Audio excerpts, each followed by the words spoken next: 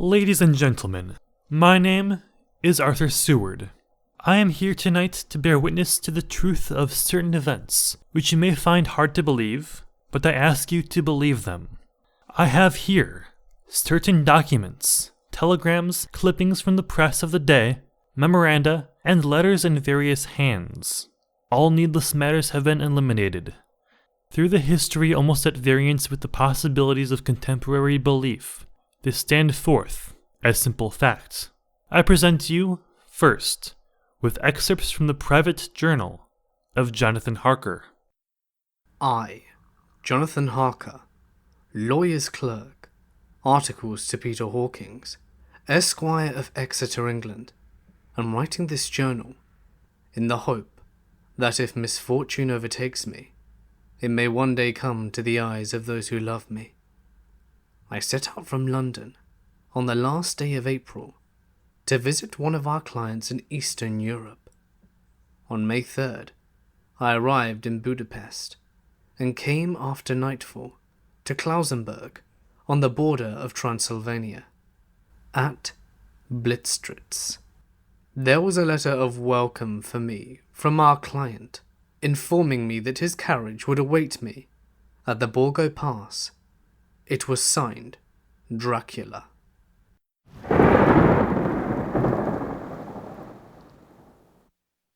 Bukovina! Coach for Bukovina! The road was rough, but still we seemed to fly over it with feverish haste. When it grew dark, they kept speaking to the driver and looking at me, urging him on with greater speed. The crazy coach rocks from its great leather springs. The mountains seemed to come nearer to us on either side. Coachman, what is this? Where are we? You're reaching your destination, young hare. This is your Borgo Pass. There are black rolling clouds overhead, and in the air, the heavy, oppressive sense of thunder. Now we go through the pass. Young hare's not expected after all.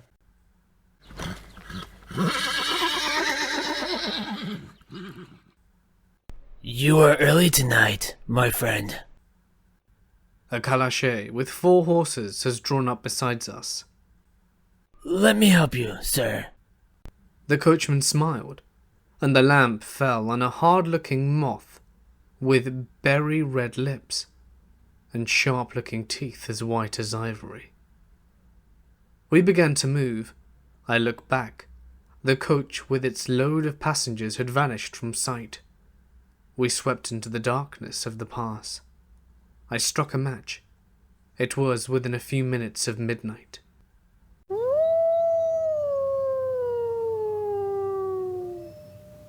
Then a dog began to howl somewhere far down the road. The wind was rising, moaning, and whistling through the rocks, and the branches of the trees crashed together as we swept along. It grew colder, and colder still, and fine powdery snow began to fall. The Bay of Wolves sounded nearer and nearer, as if though they were closing around us from every side. We kept on ascending, always ascending.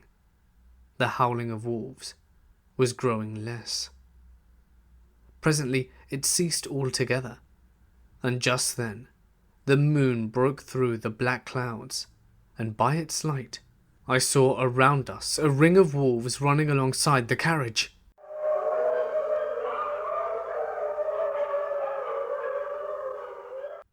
In silence, with white teeth and lolling red tongues, with long, sinew limbs and shaggy hair. Welcome to my house.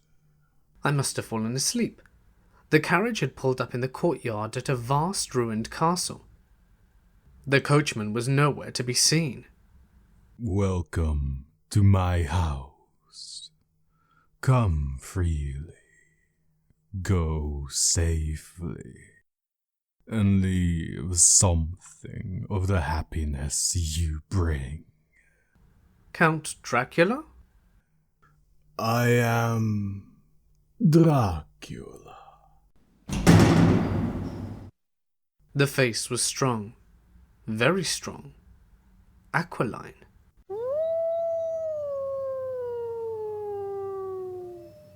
The mouth, so far as I could see it under the heavy moustache, was fixed and rather cruel looking, with peculiarly sharp white teeth. You hear them, Mr. Harker? The wolves? The children of the night.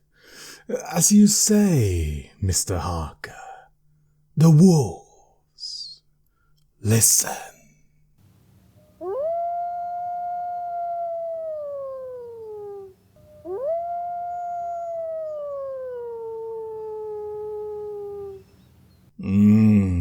Come now.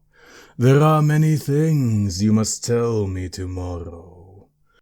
Of England, and of the estate there you have purchased for me. Ah, yes. The estate is called Carfax, I believe. Yes, that's so. But now, I will detain you no longer. You will find your room in readiness, and I advise you not to leave it during the night.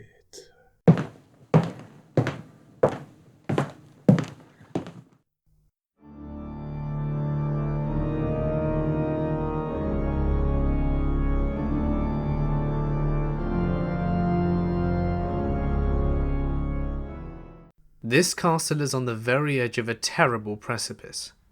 A stone falling from the window would fall 1,000 feet without touching anything. I explored.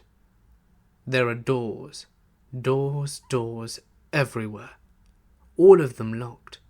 The door to the great hall, the door to the courtyard, every door in the castle is closed, bolted against me. Castle Dracula is a prison, and I am a prisoner.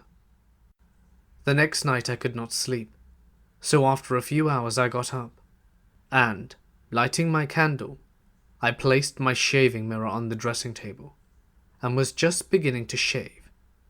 You feel rested, Mr. Harker. I had not seen him, although the reflection of the glass covered the whole room behind me. I turned to the glass again. Count Dracula was close to me, and I could see him over my shoulder. But there was no reflection of him in the mirror. It was blank. I started and cut myself on the side of the throat. The blood was trickling down my neck. The blood. Wipe the blood from your face, Mr. Harker. And take care how you cut yourself. It is more dangerous than you think in this country.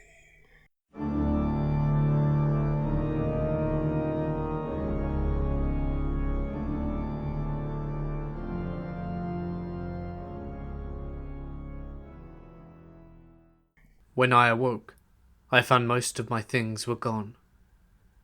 My passport, my notes, my letter of credit. I could find no trace of them anywhere, and my door was locked from the outside.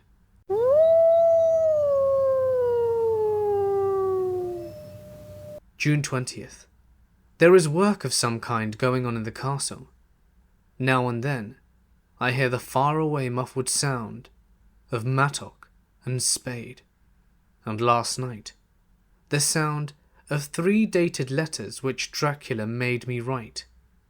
The second of the series was to blot out the very traces of my existence from the earth went forth.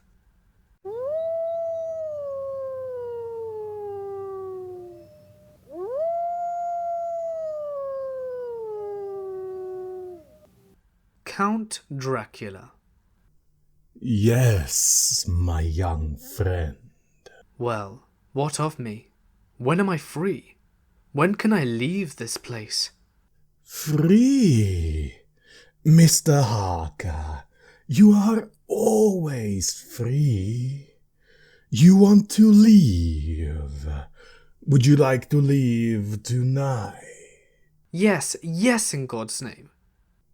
My dear young friend, not an hour shall you wait in my house against your will. Come, follow me. Your door seems to be bolted. How strange. Your door is locked. In God's name, open it. As you will, Mr. Harker.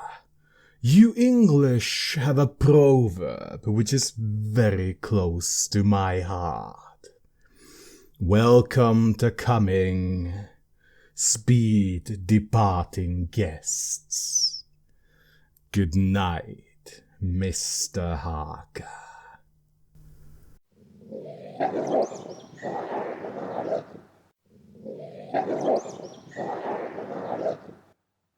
Shut the door, shut the door, shut the door, shut!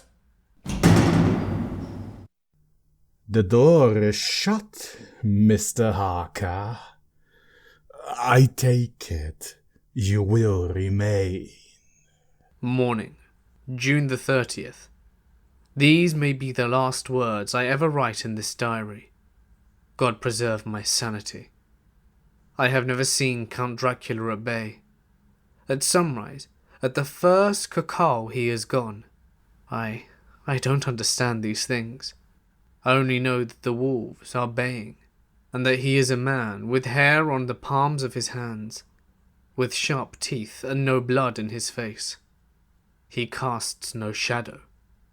He cannot be seen in a glass. He moves like a bat across the sheer face of the castle walls. He eats no food, and is mortally afraid of the crucifix.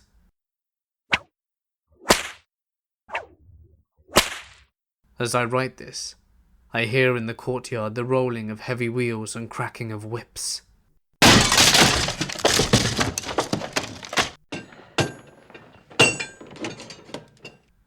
And there is in the passageway below a pound of heavy boxes being set down. Boxes shaped like coffins, and I know what they hold. The boxes are filled with holy earth from the chapel beneath the castle. The last box being nailed down. And now I hear the heavy feet trampling again. The door is shut, and the chains rattle. In the courtyard and down the rocky way, the roll of heavy wheels, the crack of whips. Help, help, help! The wagons have gone. I'm all alone in the castle. I am alone in the castle. I'm alone in the castle. I'm alone. I'm alone. I'm alone.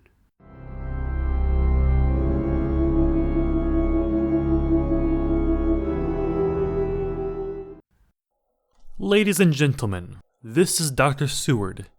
Mr. Harker's journal terminates at this point. I now present into evidence a clipping dating August of that year from the Yorkshire Telegraph, from a correspondence in Whitby. One of the greatest and sudden of storms on record was experienced here today. The weather has been somewhat sultry, but Saturday evening was fine. The band was playing, the piers were crowded with holiday makers. The winds went away entirely in the evening, and there was a dead calm. There were but few lights at sea. The only sail noticeable was a foreign schooner, under full canvas, that was seemingly going westward. A little after midnight came a strange sound from over the sea, and high overhead the air began to carry a strange, faint, hollow booming. Then, without warning, the tempest broke, and there, with all sails set, was the foreign schooner, rushing with terrific speed towards the shore. A searchlight was turned on her, and there lashed to the helm was a corpse, with drooping head which swayed horribly to and fro at each motion of the ship. A moment later she crashed. Then a strange thing was seen. At the very instant she touched, a huge dog sprang up on the deck from below, and running forward, jumped from the bow onto the sand, and making straight up the east cliff towards the graveyard, vanished into the night. The Coast Guard going abroad at dawn found the dead man fastened to a spoke at the wheel. Tightly clutched in one hand was a crucifix. The man must have been dead for 2 days. In the pocket of the dead man's coat was found a bottle, carefully corked, containing a roll of paper. This proved to be an addendum to the ship's log. There was found on board only a small amount of cargo, and that of most unusual nature. Apparently the ship carried nothing but earth, common earth, packed away in wooden boxes, shaped much like coffins.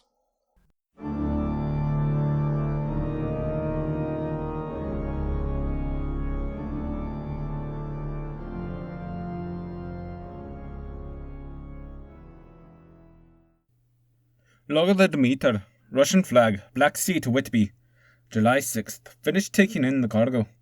A queer cargo, boxes of earth. At noon set sail, east wind, fresh. Crew, 4 hands. 2 mates, cook and myself, captain. July 11th. Entered Bosporus. At dark passed through Dondelez. Mate reported in morning that one of the crew, Violin, was missing. Took larboard watch 8 bells last night. He was relieved by Talisian, who never came to his bunk. There is something aboard this ship. No, don't laugh, Captain. In the rain last night, a tall, thin man got up to the companionway and along the deck forward, and he disappeared.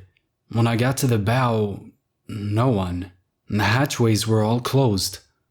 July 22nd. Rough weather last 3 days. All hands busy with sails. No time be frightened. Past Gibraltar and out through straits. All well. July 24th, last night. And another hand was lost. Disappeared. July 29th.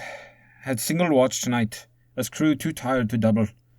When morning come, the mate and I have agreed to go armed henceforth. July 30th.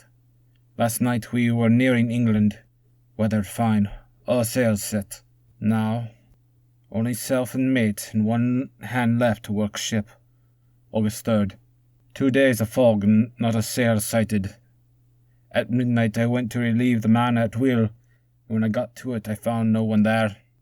It's here. It's here. I know it now. I saw it. Like a man, taller and thin. Ghastly pale. It was in the bows and looking out. I gave it my knife, but the knife went right through it, empty as the air. What are you talking about? It's here and I'll find it. It's in the hold. In one of those boxes of earth. I'll unscrew them one by one and see. He's mad, stark raving mad. It's no use trying to stop him. He can't hurt those big boxes. They are invoices coming earth. He's there. Down in that hole. I know the secret now. The sea will save me from him. It's all that's left. It's all that's left. August 4th. I am all alone on my ship, and still the fog. I dare not go below. I dare not leave the helm. So here all night I stayed. And in the dimness of the night I saw it. I saw him. God forgive me, but the mate was right to jump overboard. It was better to die like a sailor in the blue water. But I am captain, and I must not leave my ship. I've tied my hands to the wheel. When my strength begins to fail, and along with them, I shall tie that which it dare not touch, my crucifix. I am growing weaker. The night is coming on. God and the Blessed Virgin help a poor, ignorant soul trying to do his duty.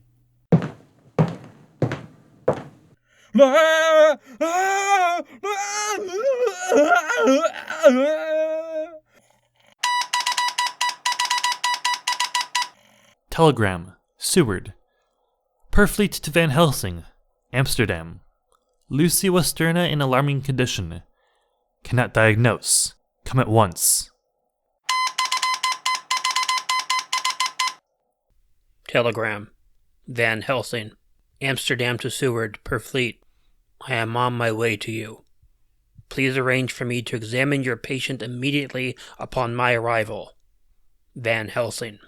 Ladies and gentlemen, I shall now explain that 6 months before the events recorded here, I became engaged to a young lady, Lucy Westerna.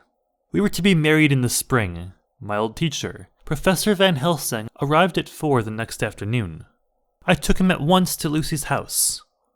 She lay in her bed, asleep. She was ghastly, chalky pale.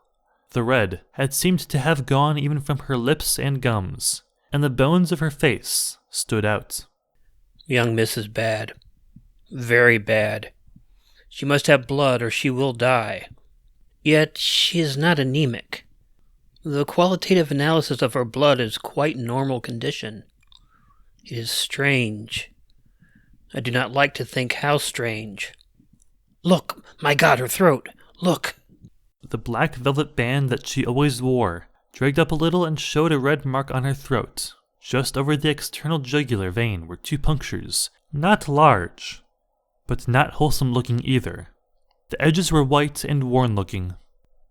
Well, what is it, Professor? What's wrong with her? Speak frankly. You can tell me the worst. I wish I could, Seward.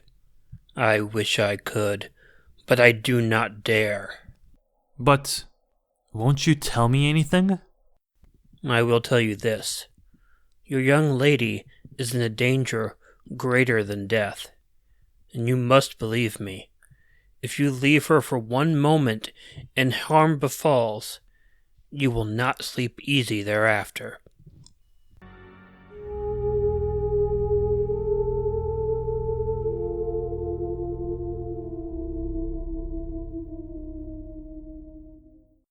September 8th. I sat up all night with Lucy. Arthur, I'm afraid. My dear, you can sleep tonight. I'm here watching you. Nothing can happen. And I promise, at any sign of bad dreams, if I see anything, I'll wake you at once. You will? Will you really? Then I'll sleep. I sat all night by her bedside. She did not wake once during the night, although the boughs of a bat or something slapped almost angrily against the window pane. September 11th. Still quoting from my private journals. This time I received a message from Purfleet. It read, 10:20 p.m., St. John's Hospital. Serious complications, case 891. Your immediate presence in London imperative. I had no choice. Some time later, a paper was found among Lucy Westerna's belongings. I write this, and leave it to be seen, so that no one may get into trouble from me. I went to bed as usual, taking care that the window was closed, as Dr. Van Helsing had directed.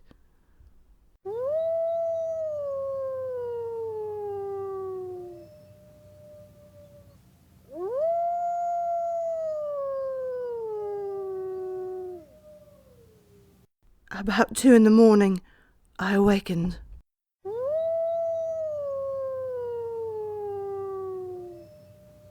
I went to the door and called out, "Arthur? Arthur?"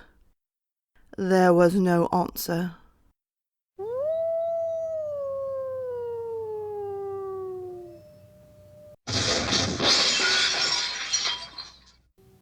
Something's broken the window. I'm in the room alone. I dare not go out. The house seems to be empty. The air, full of specks, floating, circling in the draught from the window. The light burns blue, dim. What am I to do? Something very sweet and very bitter all around me. Like I'm sinking into deep water.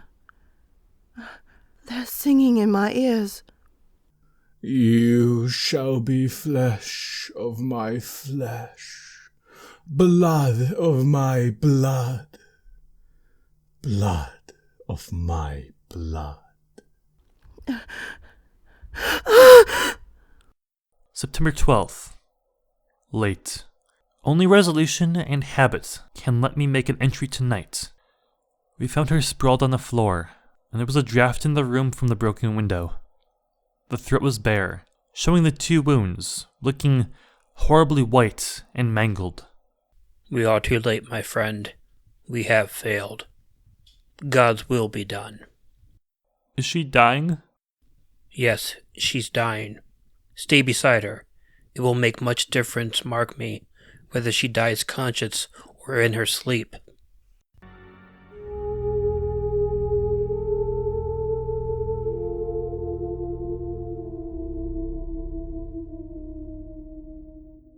It was late in the afternoon before she opened her eyes.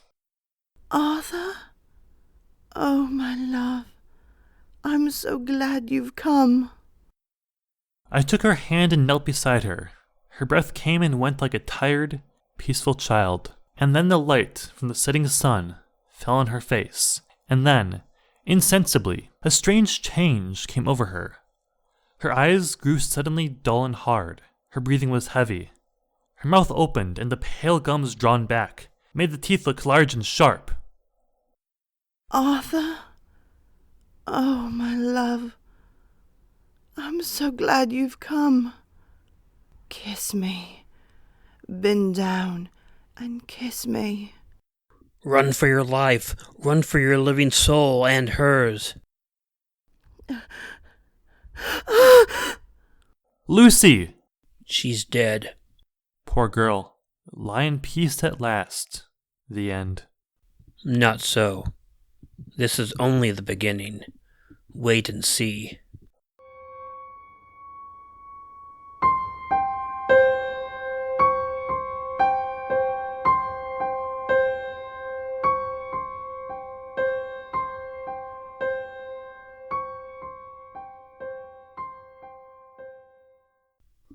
The Hampstead Horror. Another child injured by the beautiful lady. We have just received intelligence that another child, missed last night, was only discovered late in the morning. It has the same tiny wound in the throat. Well, Seward, what do you think of that? You mean to tell me, my friend, that you still have no suspicion as to what poor Lucy died of? Nervous prostration following on great loss or waste of blood. And how was the blood lost or wasted? You are a clever man, my friend, and a good doctor, but you do not believe that there are things that you cannot understand. You are wrong, Seward. Are you aware of all the mysteries of life and death? Can you tell me why in the pampas there are bats that come at night and open the veins of cattle and horses and suck dry those veins? How in some islands of the western seas there are bats which hang on trees all day, and then when the sailors sleep on deck because it is so hot, sweep down on them, and then in the morning are found dead men, as white as Miss Lucy was? I understand none of these things. After tonight, Seward, if you dare to come with me, perhaps then you will understand.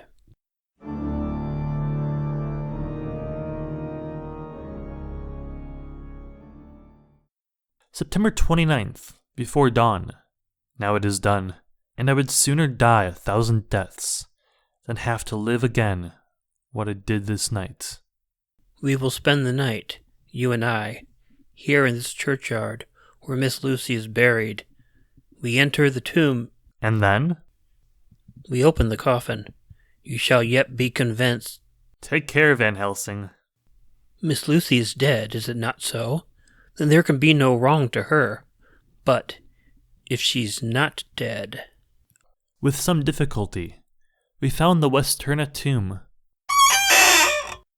I took my place behind a yew tree on one side of the tomb, Van Helsing on the other.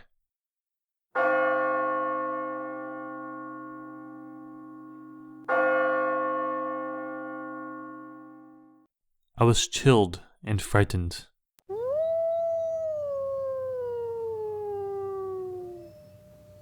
Suddenly, I saw something moving between two yew trees. A dim, white figure which held something at its breast. The figure stopped. I could not see the face, for it was bent down over what I saw to be a fair-haired child. There was a sharp little cry, such as a child gives in sleep or a dog as it lies before the fire and dreams. Then, the thing saw us. She drew back with an angry snarl. Her lovely, blood-stained mouth grew to an open square. If ever a face meant death, I saw it at that moment. Then suddenly, she turned and vanished in the direction of the tomb. The child is not harmed. We will leave him in a safe place where the police will find him.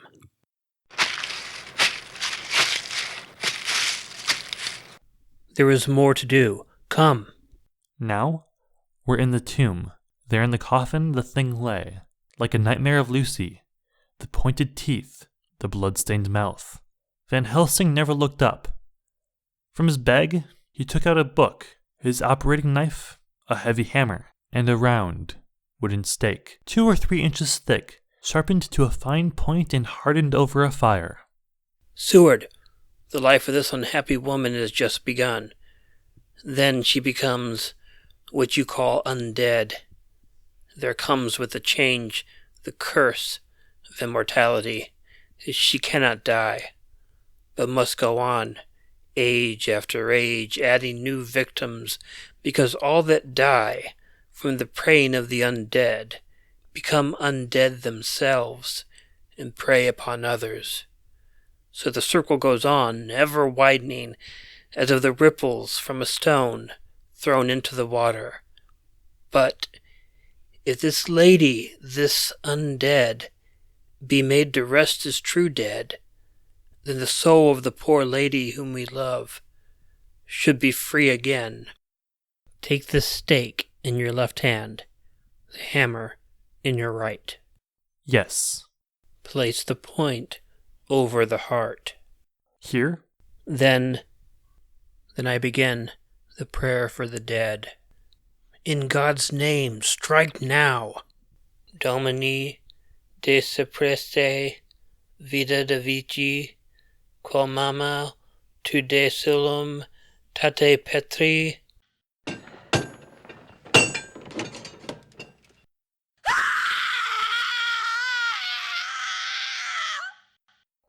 On the morning of July 11th, a man was found on the border of Transylvania. He talked wildly of wolves and boxes of earth and blood.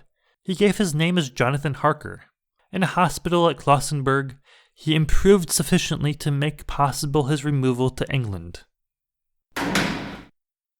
I'm still quoting from my own personal papers, but then his condition remained so serious that he was committed for observation to a private ward in my hospital at Purfleet. Here, he did so well that in 3 weeks he was completely recovered. It was during this time that his wife, Mina Harker, brought to the attention of Dr. Van Helsing and myself the journal that her husband had kept while being prisoner in the castle of a certain Count Dracula in Transylvania. I have before me the record of a meeting that took place in my study in Purfleet, transcribed by Mina Harker. October 1st. Meeting again. 8:10. Jonathan next to me, Dr. Seward afterwards, and Dr. Van Helsing at the head of the table. My friends, there are such things as vampires.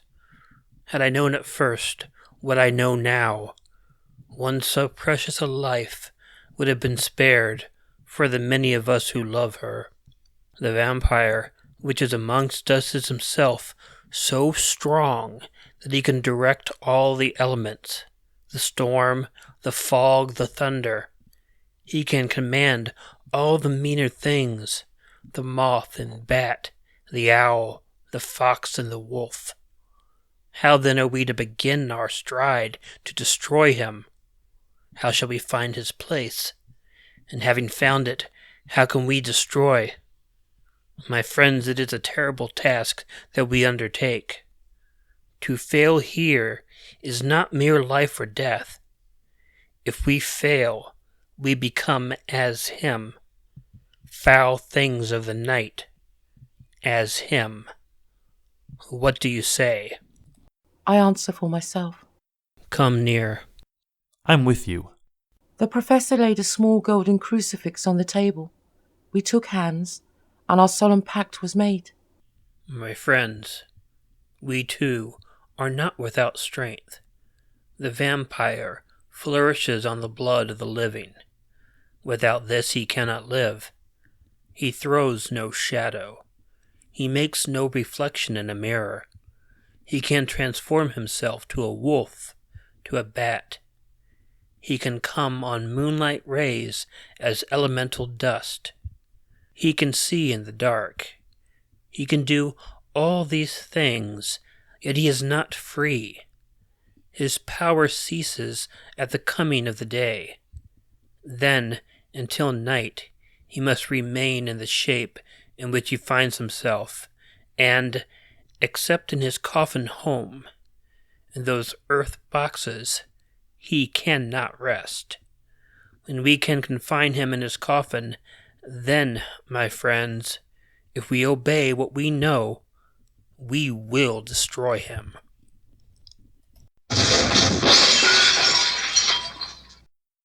At that moment, something slapped wildly against the window.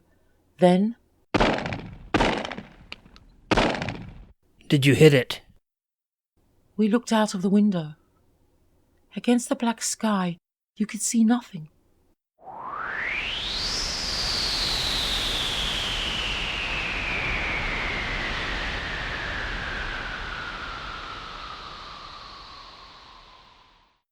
Data are now positioned. From the Count's castle in Transylvania to Whitby came 50 boxes of earth.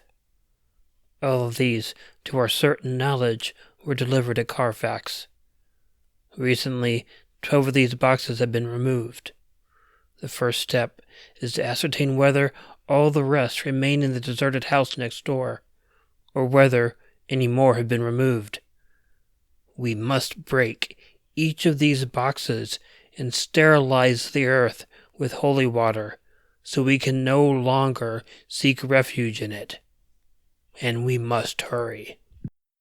The events of the next few days are described in Jonathan Harker's journal. October 2nd, 5 a.m. Just returned from the empty house. Left Mina here at home. Well, we've done our work at Carfax. The place was filthy. The air stagnant and foul and alive with rats. We counted the boxes. Only 38 of them. And over each one, the professor went through his same mysterious work. It was dawn when we returned. I found Mina asleep. She looks paler than usual. October 2nd.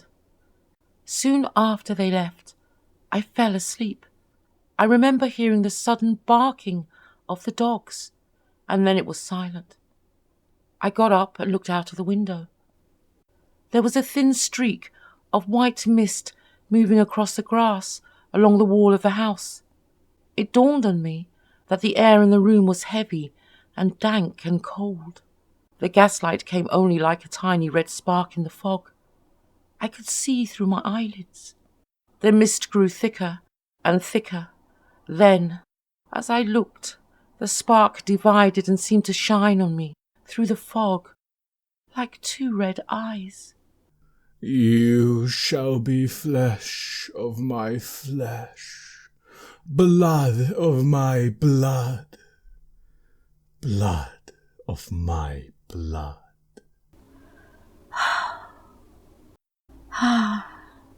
October 2nd, 8 p.m. We are on track. 12 boxes were delivered to an empty house at 337 Piccadilly. My dear friends, until the sun sets tonight, Dracula must retain whatever form he now has. We have this day to hunt out all his lairs and sterilize them.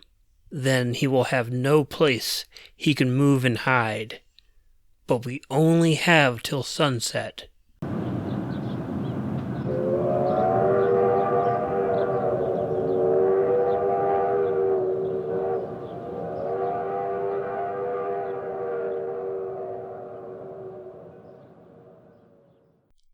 The house in Piccadilly was empty. Like the one at Purfleet, The same sickening smell is in the air. On the table we found a clothes brush, a brush and a comb, and a basin, the latter containing dirty water, which was reddened as if with blood. The boxes are back here. 8, 9, 10, 11. Only 11. There's a 12th box somewhere. Gentlemen, it is after 6. The sun is setting. We've no time to lose. He will return at any moment. Open the boxes. Quiet.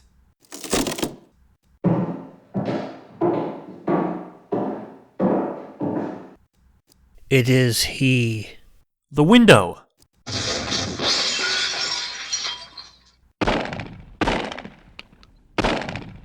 You waste your bullets, gentlemen.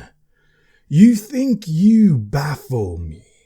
You, with your pale faces all in a row like sheep in a butcher's. You think you have left me without a place to rest. But I have more, and time is on my side. The one you love is mine already. I have known her. Already my mark is on her throat. Flesh of my flesh. Blood of my blood. She is with me always, over land or sea.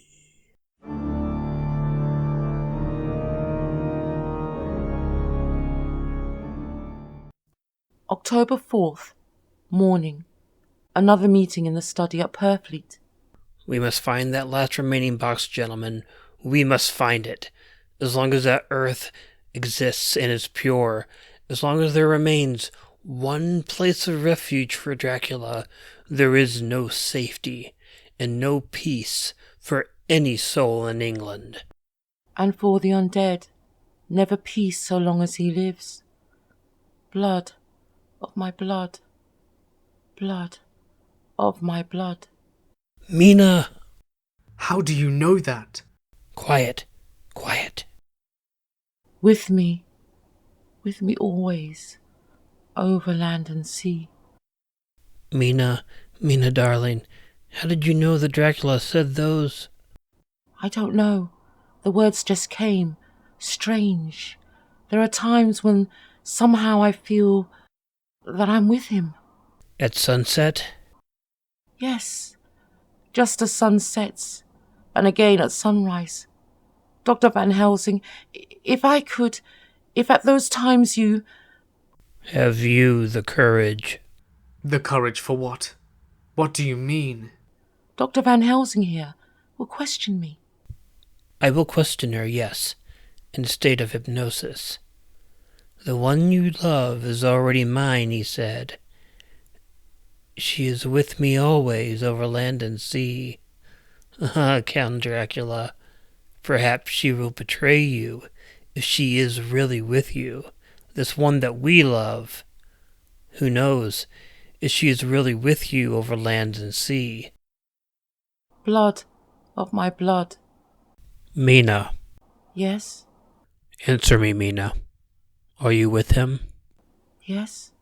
Where are you? I do not know. It is all dark. What do you hear? The lapping of water. I can hear it on the outside. Then you are on a ship. Yes. What else do you hear? There is the creaking of an anchor chain. What are you doing? Still. Oh, so still. It is like death. It is like death.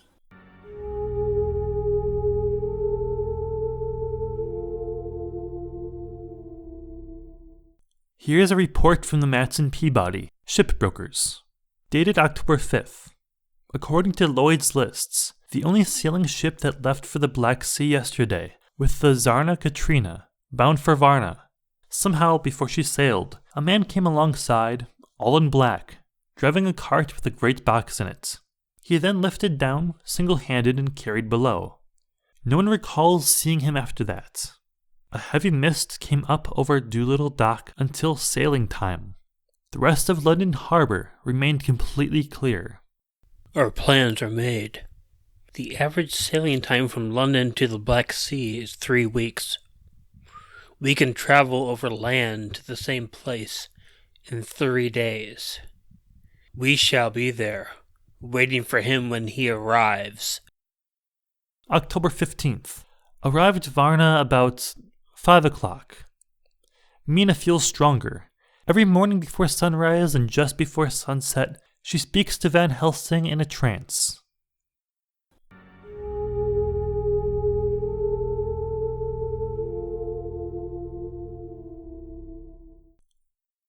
Are you with him, Mina? Tell me, are you with him? I am with him. What can you see? Nothing. All is dark. What can you hear? I can hear the waves lapping against the ship and the water rushing by. The wind is high. I can hear it in the shrouds and the foam. So, the Tsarina Katrina is still at sea, hastily to Varna. The Count cannot cross running water, so he can't leave the ship without being observed. What do you hear, Mina? Lapping waves and rushing water. Darkness. Darkness. A whole week of waiting. Dated telegram from Lloyd. Not yet reported. Not yet reported. Not yet reported. Not yet reported. Not yet reported. Not yet reported. Not yet reported. Not yet reported. Rushing water. Rushing water. Creeping must. Darkness. Darkness and the wind. October 24th. Telegram. Lloyd's. London to Harker. Tsarina Katrina reported this morning from Dardanelles. Lloyd's, London to Harker, October 28th. Tsarina Katrina in heavy fog. Reported entering Gallett's Harbor at 1 o'clock today. Gallett's is 38 hours from here, and the first train for Gallett's leaves at 6:30 tomorrow morning. My friends, we have lost.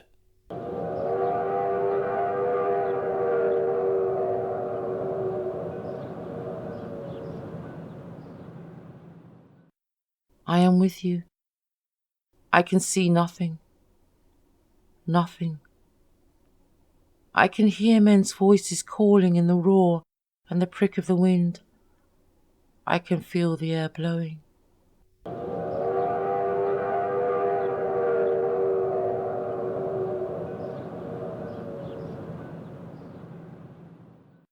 October 29th. Evening. We are due between 2 and 3 in the morning, but already at Bucharest we are 3 hours late.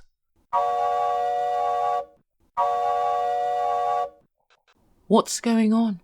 I feel something pass me like a cold wind. I can hear, far off, confused sounds, as of men talking in strange tongues, fierce, falling water, and the howling of wolves. There is another sound. How queer a sound. Like what? Speak, Mina. Speak. I command you. I command you to speak.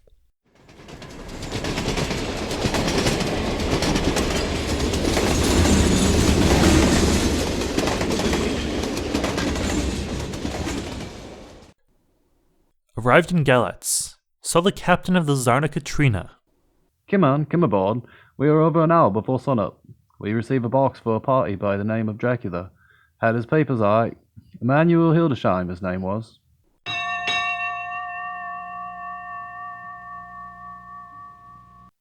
Mr. Hildesheim? Yes. You unloaded a box yesterday. I give to Kyaloff by order. Kyaloff.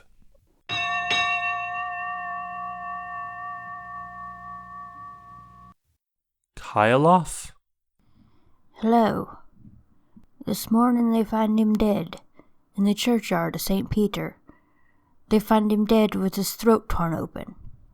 October 30th, evening. There are ways in which Dracula can get back to his own place, by land or by water. We've examined the map and found the most likely river is the Sereth. You and I, Seward, will chart a stream launch and follow him up the river. Van Helsing and Mina will take a train to Veresti, and from there... From there, we shall go into the track, where Harker went to Bistritz over to Borgo. If you have not caught him before, we shall be meeting Dracula there.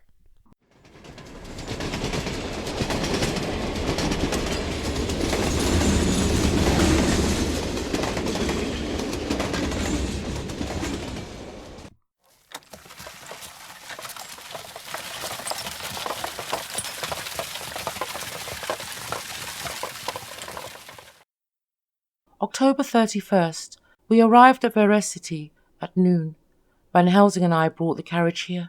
We start in an hour. Our enemy is still on the river.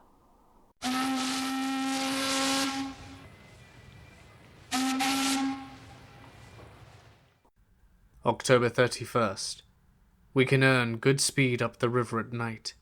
There's plenty of water, and the banks are wide apart.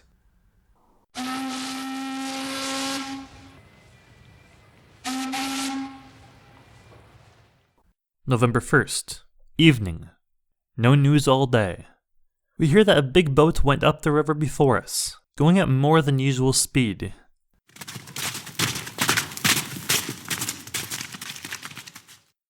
November 4th, all day driving.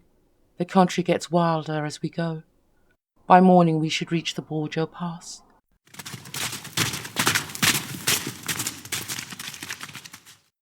November the 4th, evening. We have left the launch. We have got horses, and will follow on the tracks along the river. We are armed. Look, quick!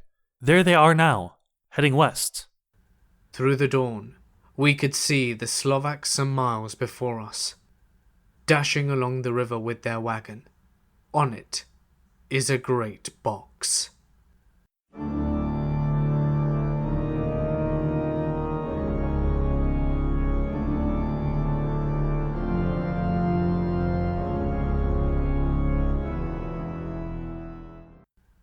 Late in the afternoon, we leave the Borgo Pass. Van Helsing! Look! Look! We could see a long way all around. Far off, beyond the white waste of snow, like a black ribbon curling. Between us and the river, not far off, came a group of men. Mounted Slovaks, hurrying along. In the midst of them, there was a wagon that swept from side to side. On the wagon was a great box. Look! We see two horses following fast, coming up from the south. Seward and Harker. The Slovaks with their heavy wagon are losing their ground. Now the horses are not more than a mile behind. Now the wagon is quite close. We can see the great box swaying bravely. Now they are almost upon us.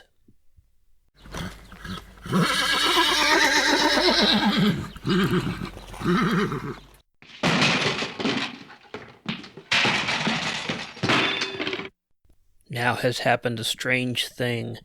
The wagon smashed into a great rock buried in the snow. It lost its front wheels and turned over on its side, jammed against the stone. The horses took loose from their tracers and bolted, and the Slovaks scattered and vanished after them. Then, silence. Silence like comes after ringing a bell. Look, his face. It is Dracula. sprawled out stiff and twisted in the smear of his own holy earth. The box in falling has emptied the dirt onto the snow. His face is old-looking. The skin is like paper. Seward, there is no time. Look at the sun. Sunset. In 1 minute it is sunset, and he is forever lost to us. Have you the stake of wood and the hammer? Yes. Now, Seward, pray for us. Kneel down and pray. Harker, the stake of wood over his heart. Be not afraid, Harker. Do not look into his eyes. The hammer. Now, Harker, strike, strike!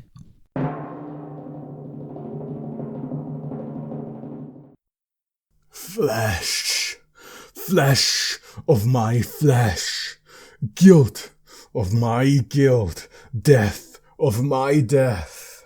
Speak, and be manifest in the instant of your master's peril. Elements of darkness, rain, evil wind, mist, and mold, and tempests. Strike! The others couldn't, but somehow I can hear him speaking, behind his eyes. Claw, wing, tooth, scale, tissue of flesh, death of my death, dead and undead. The hand of the living is over your master.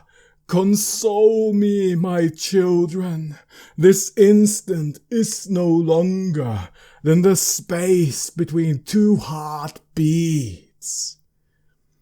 But the night is not here, and I am lonely. Come to your master, my children. Bequeal him now, in the instant of his peril. Bequeal him with the sound of your names. Claw, wing, tooth, scale, tissue of flesh. Claw, wing, tooth, scale, tissue of flesh. Strike, Harker, strike! There is one very dear to me who has not answered. My love, Mina.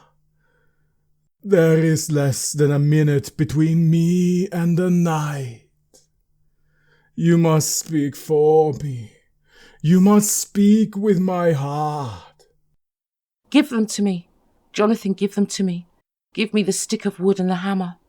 Harker! I shall never forget that moment. The look on poor Mina's face as she stood there. The angry scar standing out on her throat. Her eyes like living coals in the last red of the sunset. She had torn the stake and the hammer out of my hands with the strength of an animal. Mina, do you know what you have done? Do you know what you have done to us? You have released him. The evil is free. Look, the sun! As we looked down at Dracula, the yes saw the sinking sun, and the hate in them turned to triumph. Flesh of my flesh, come to me, my love. Come into the night and the darkness. You have served me well, my love, my pride, my...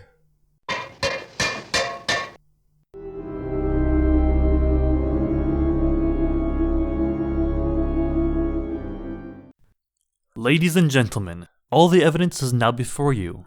I've added nothing, and to the best of my knowledge, I have omitted nothing that might help to throw light upon the extraordinary events of the year 1891, which culminated on that terrible evening in the Borgo Pass. There remains only this one last report.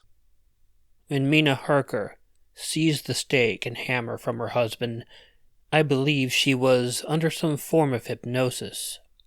She herself remembers nothing, but whatever influence was at work on her, she must have, at the last moment, have rejected it. For, at that exact instant, the sun disappeared. It was Mina Harker who drove the stake through the heart of the thing that called itself Dracula. At that same instant, even as we looked, the wound on the side of her throat was no more. As for Dracula, before the screams of the creature had died from our ears, the whole body crumbled into dust and passed from our sight. In the final moment of the solution, there was in the face a look of peace, such as I could never have imagined might have rested there. Ladies and gentlemen, what are your favorite stories? If there's one that you are particularly fond of, would like to hear it on the air, would you please write me about it? Next week, the Mercury Theatre is going to tell you Robert Louis Stevenson's exciting yarn about pirates in the sea, Treasure Island. But until then, just in case, Count Dracula has left you a little apprehensive. One word of comfort is when you go to bed tonight, don't worry. Just put out the lights and go to sleep.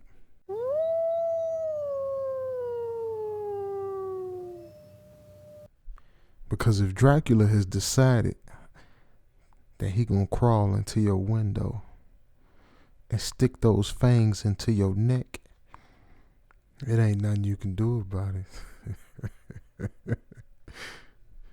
He been here a long time, and he's seen it all. All the tricks you think you might have, whatever you think you can do to escape, trust me, you wasting your time.